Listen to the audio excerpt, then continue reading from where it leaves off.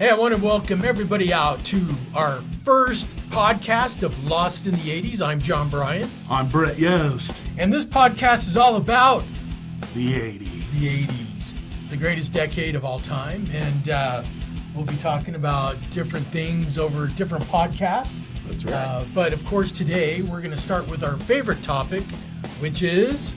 Well, we've got a couple we're going to cover. Okay, we got a couple. We got TV and music.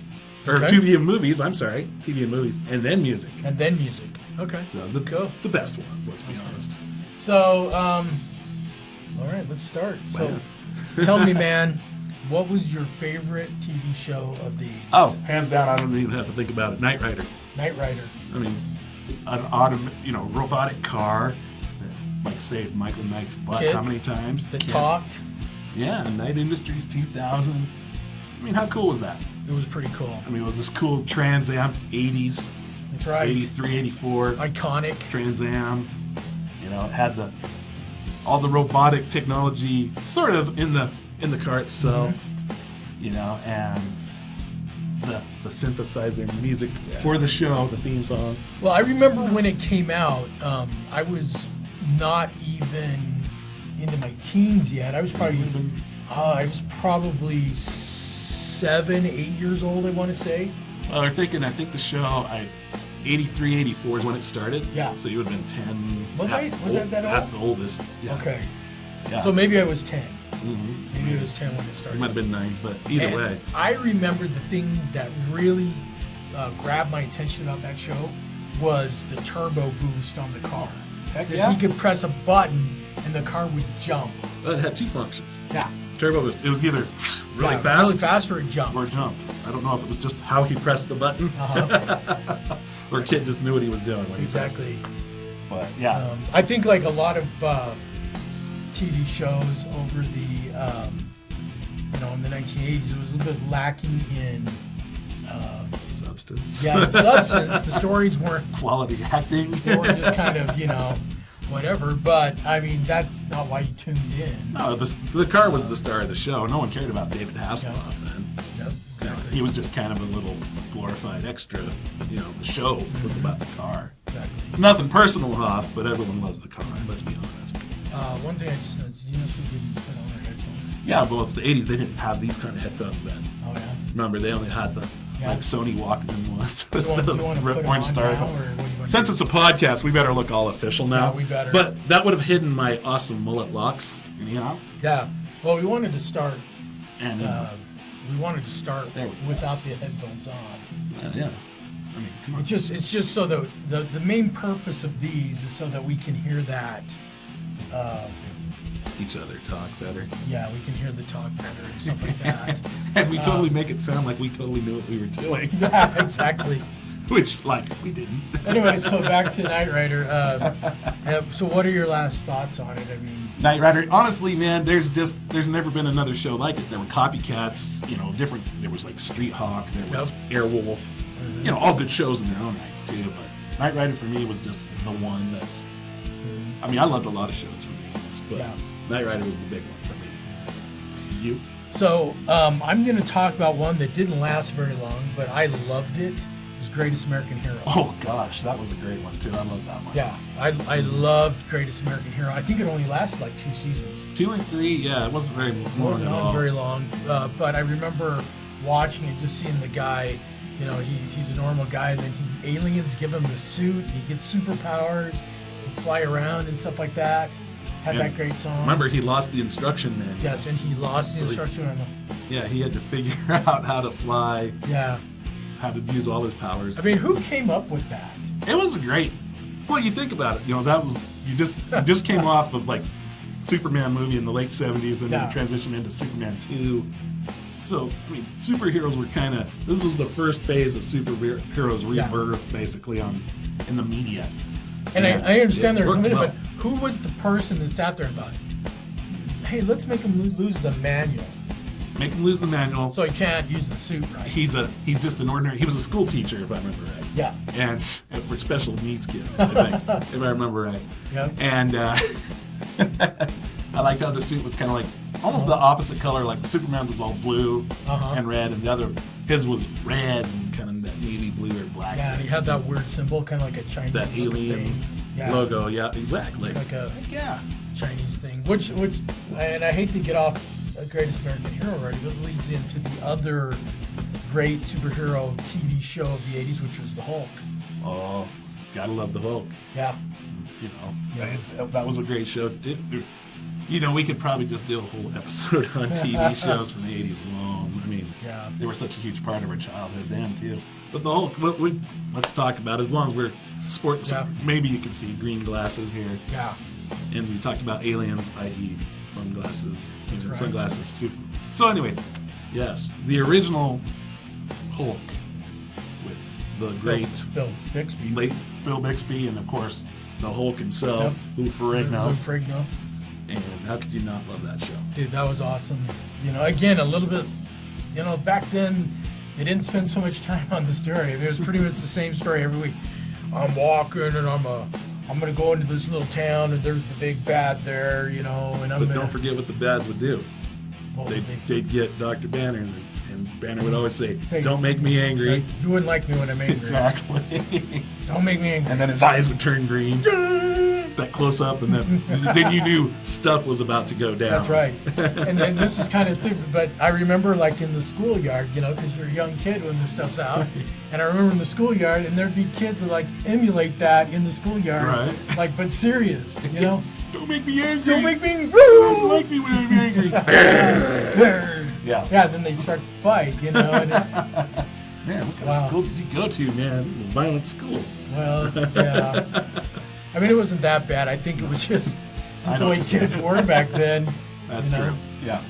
So, but, oh my gosh, that, you know, that totally, talking about, dude, we are going to be going off on tangents. If you've never watched any of our other podcasts, guess what we do?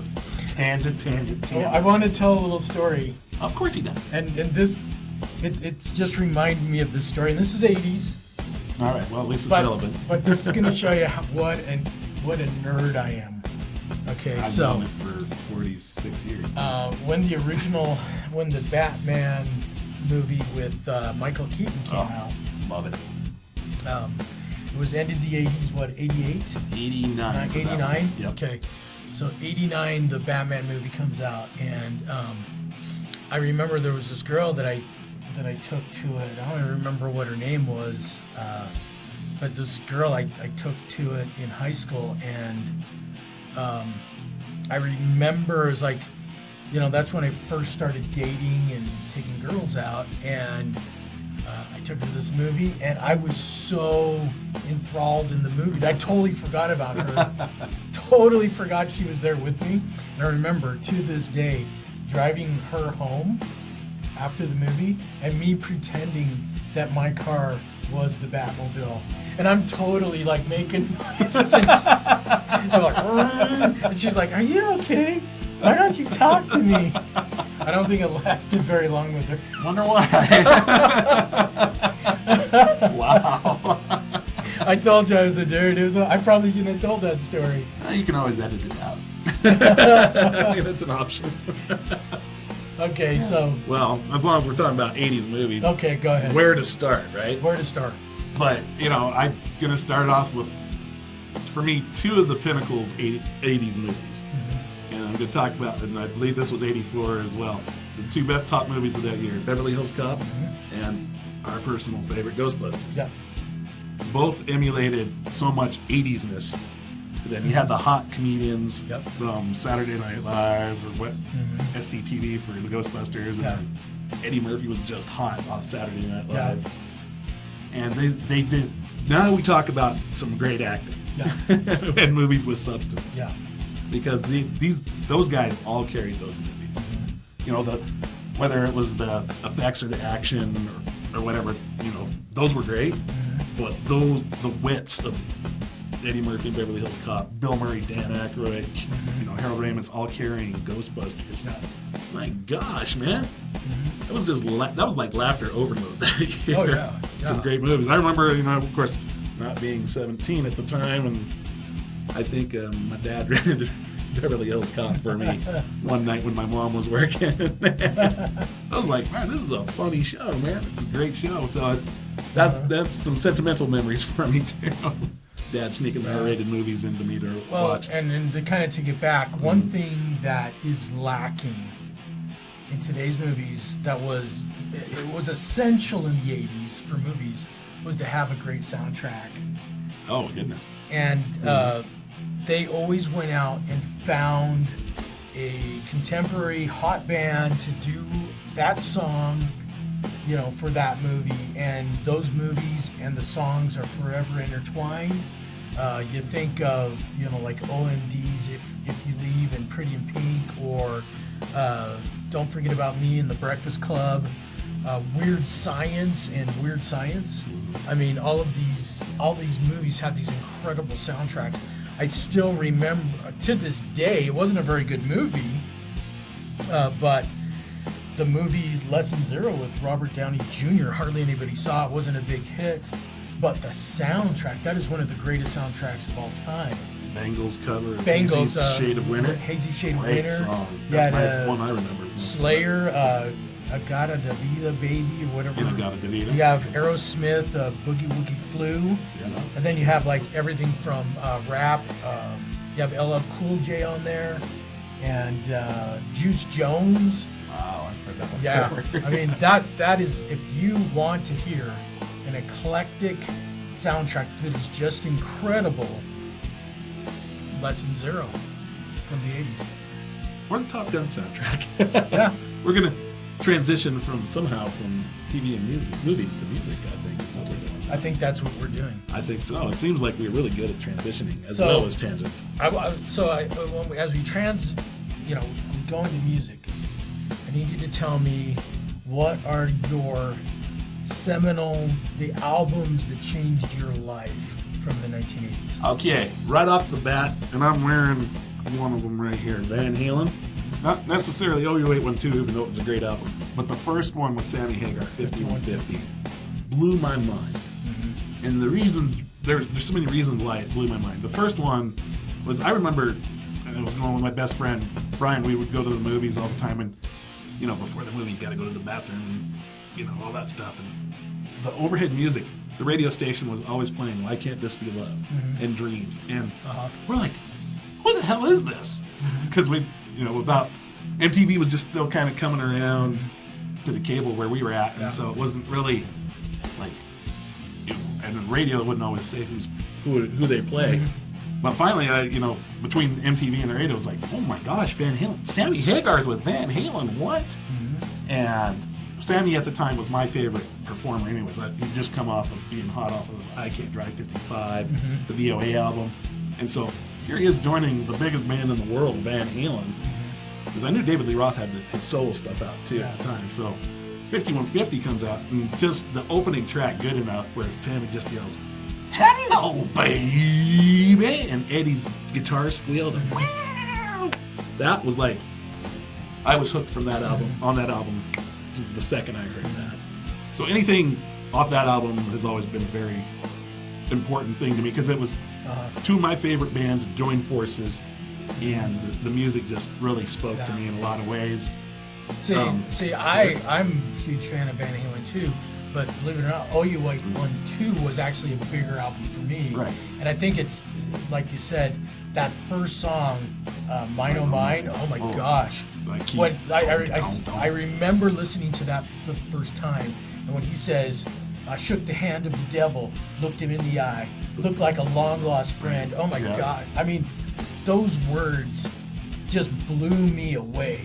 And it was so fitting for the media at the time, because you just had the Jimmy Swaggart scandal happen. So here's this song about the preacher. That's how I took it, and I honestly don't remember if that's what Sammy said his lyrics were about, but that particular lyric that you mentioned just fit with what was going on. Yeah, and I remember just hearing those words and blowing me away. Mm-hmm. Now, obviously, you and I, we like a lot of the same music, but we also have, we vary in age. Go off track, too. I remember, number one, the first album I ever bought, Prince Purple Rain. It's a classic. Incredible album, and, lately, I've been going back and I've been watching some of the, 80s movies and stuff like that, and I gotta admit, Purple Rain, the movie itself, isn't that great. No. I mean, so. Prince hadn't but really acted or anything either no, going into it. and the story is okay. It's but it's really kind of shallow in ways.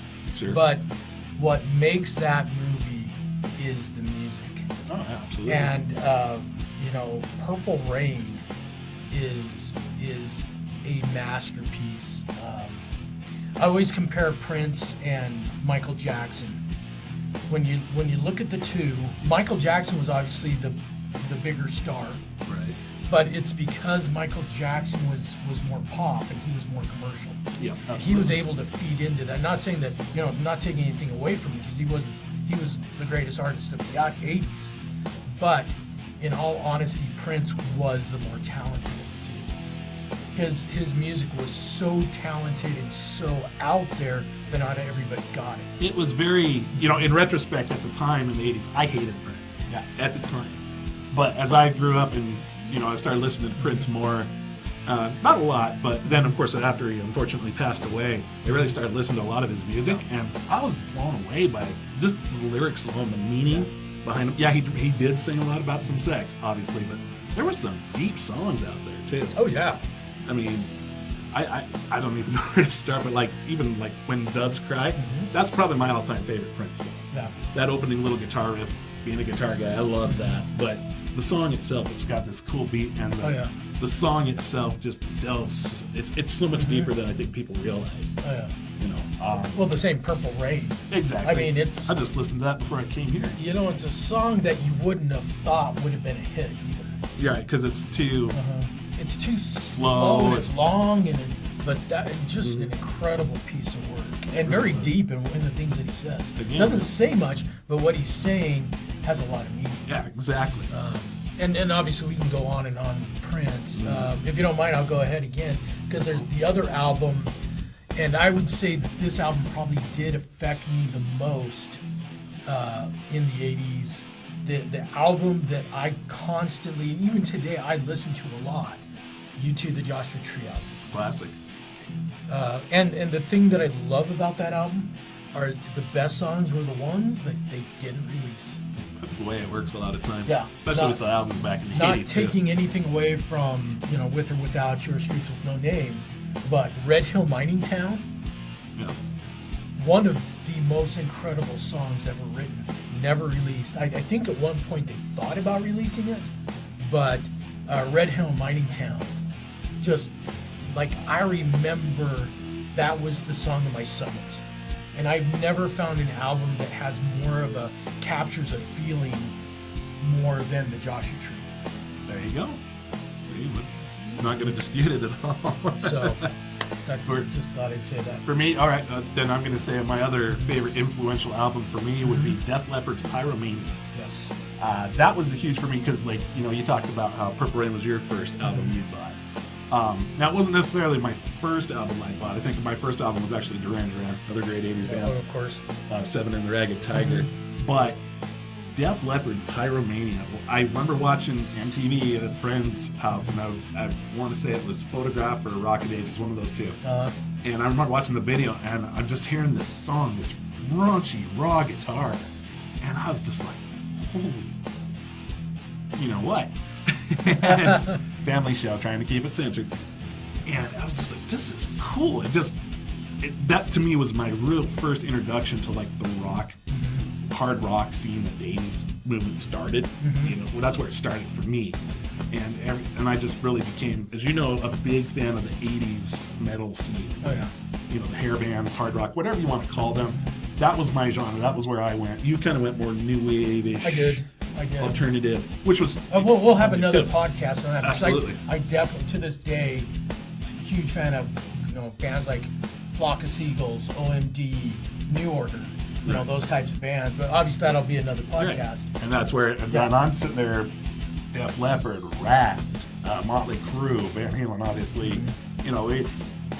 But the I guess you could say the music summed up, no matter what genre it was so phenomenal. Because songs, there was the cheap songs, you could call them that, the one-hit wonders, which were still good in their own rights, obviously. But like you said, too, the songs that weren't played on MTV or on the radio, on like Pyromania for me, even though there was like Photograph and Foolin', Rock Rock Till You Drop, which were all great songs, there were songs on there too, like Stage Fright, Billy's Got a Gun.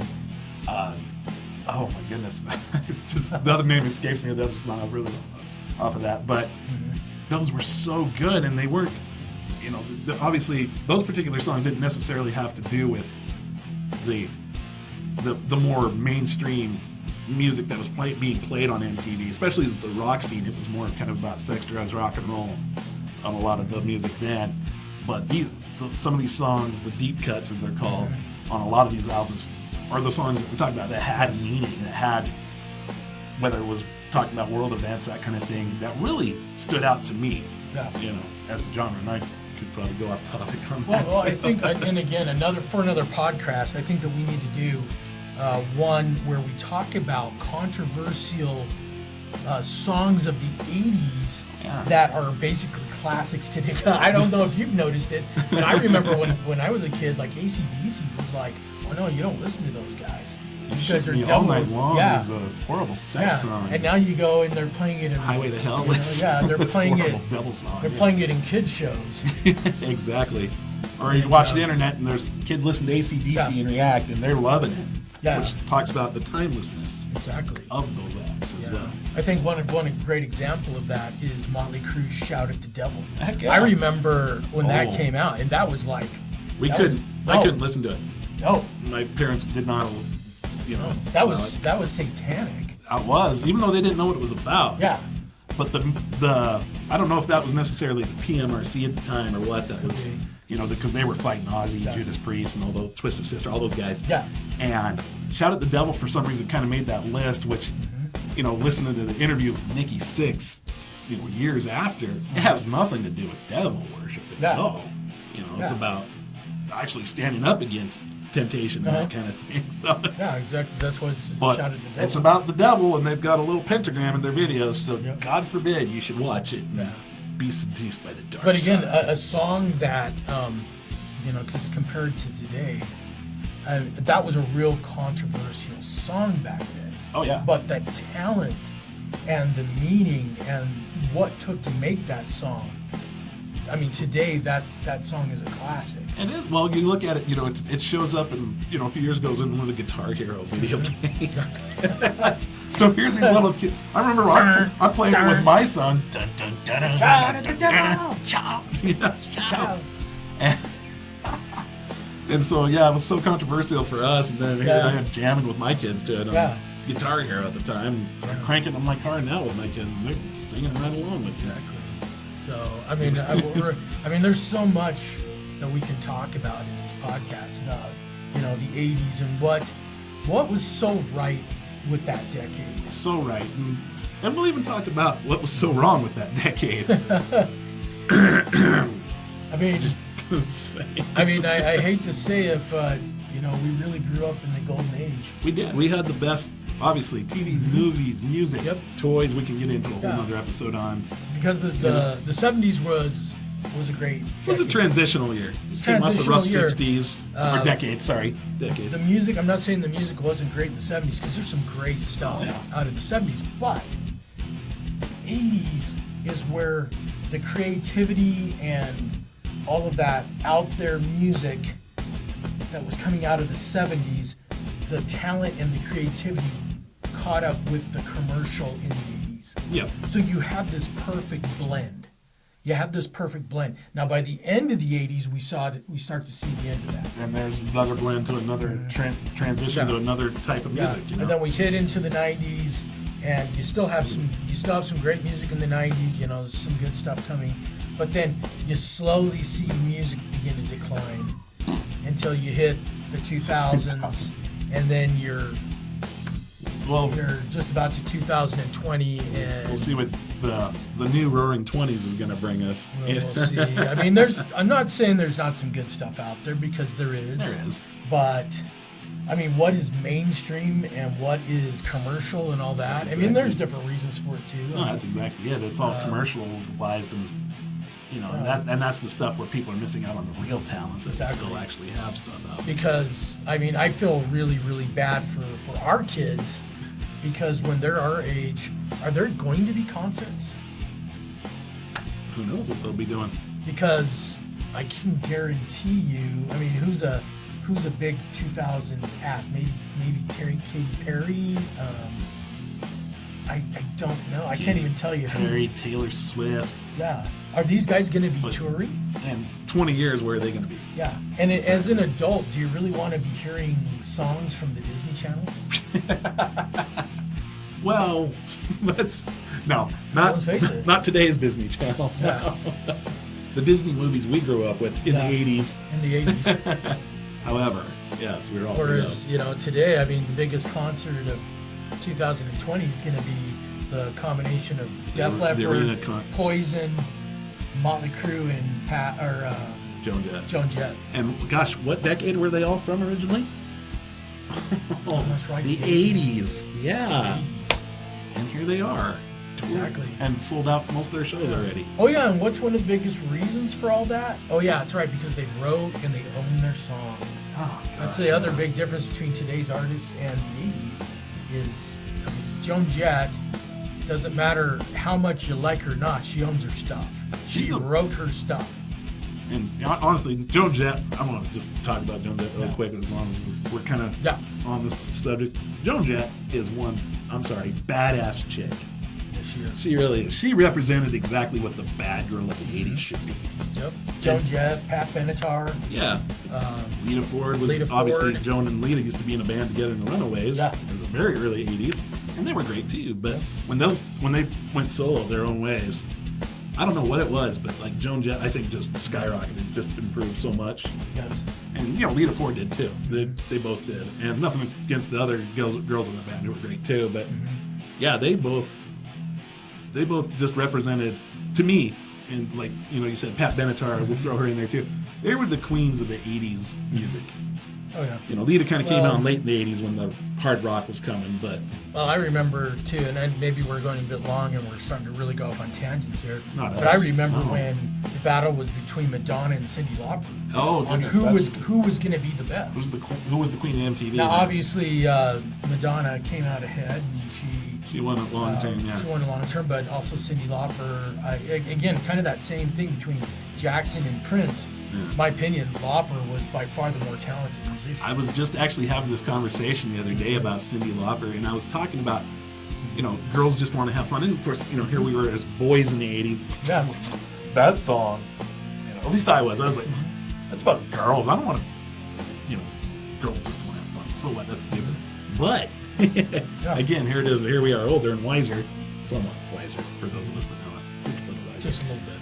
But that's a great song. Yeah. It's got a lot of character to it, and I think that's one of the things I admire most about Cyndi Lauper's music. Cyndi Lauper wrote the greatest love ballad or romantic song of the 80s. Time after time. Yes. I mean, dude, nothing beats that. I don't care what you say. It was a great ballad. You can't, and we're talking, the romantic love. I'm not putting Every Rose Has a Thorn up against that, because even though they're both love songs, they're different genres. Different genres and two different meanings. Yes, two different meanings. But I mean that song, Time After Time. How many times at those junior high dances or dancing with the girl? Time after time.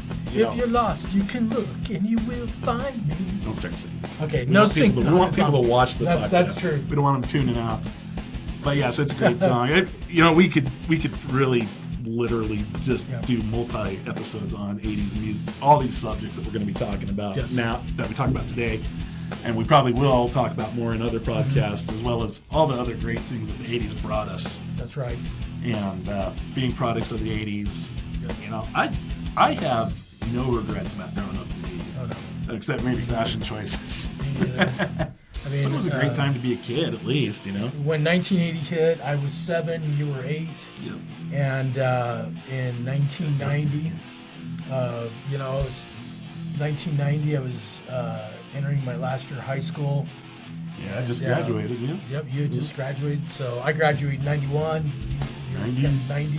Yep. So, I mean, we really are blessed, man. We hit that decade right on. I mean, we got the best. We were just old enough to get into it, and we were just getting out of high school when it ended. And I really think we were the blessed ones. Fast forward to today, and here we are, you know. Oh, gosh, we're that old. You know, 30, 40 years later now. Well, this is your... But we're talking about how much we appreciate it. This is your 30-year high school. Yeah, I'll actually be heading to my 30-year reunion this summer back up in Helena, Montana. Are you going to go? Oh, yeah, I will. I went to my 20th. That was a blast. I had a great time seeing my old friends and stuff, man, and talking about the good old days. See, and I haven't gone to any of mine, and I probably won't go to any. Well, that's your loss. No, it's just different. My friends were cooler than yours, basically. I just... I like my people I went to school with. I wasn't a loner like you. I wasn't a loner. I was a pretty popular guy. At least I thought I was. Well, until they rode in the car with you, they thought it was the Batmobile. I was like that kid on The Simpsons. What's that? The little kid? Ralph. Ralph Wiggum? No, the guy that wore the dickie. Remember in the one episode? Oh, the other. I thought I was like this. Yes. Okay. I thought I was very popular. Yes, I remember him too. Because Bart. I would have likened you more to Ralphie Wiggum. Okay. I like boys now. Okay. Anyways, that's a whole other story we'll joke about later. Anyways, I think we probably should end it. I think we really need to. I want to apologize for the randomness.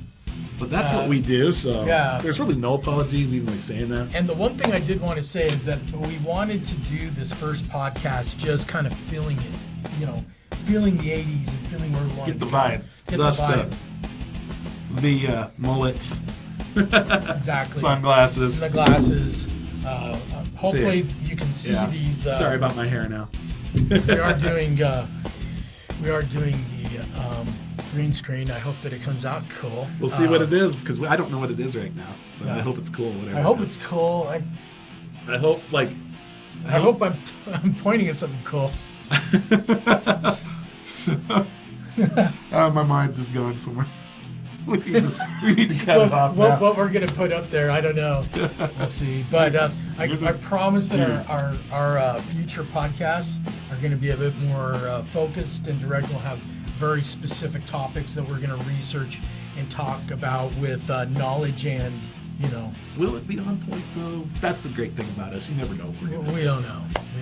We hope it'll be on point, but we'll probably go off on that. We just love to talk about the 80s. And if any of you have any comments, not that anybody's going to be watching this, but... Well, if we're lucky, we might make Tosh.0 at one point. Maybe. We'll see. We'll see what happens. But if any of you have any suggestions on topics about the 80s that you'd like us to talk about, please send them to us in the comments below. And right below. I'll give you the last word, man. Oh my gosh. This is a monumental occasion. I get the last word? Yes, you do. We'll see how that goes. But yes, it's awesome. We could talk about the 80s, and we will talk about the 80s a lot in future podcasts. Great era to grow up in. But we really thank you for watching and putting up with us. This the first one. It's always a little rough, but the next ones will be a little more fine-tuned and maybe a little bit more exciting. We'll see. But and I think it's best if we sum up the 80s in one word. One 80s word. Awesome. So I'm going to say radical. Radical. Tubular. See, last word. See, it's going to get the last word right there. See what he's doing? I'm not saying anything. Yeah. Anyways, so we hope you enjoyed it, and we thank you for watching and look forward to our next few podcasts.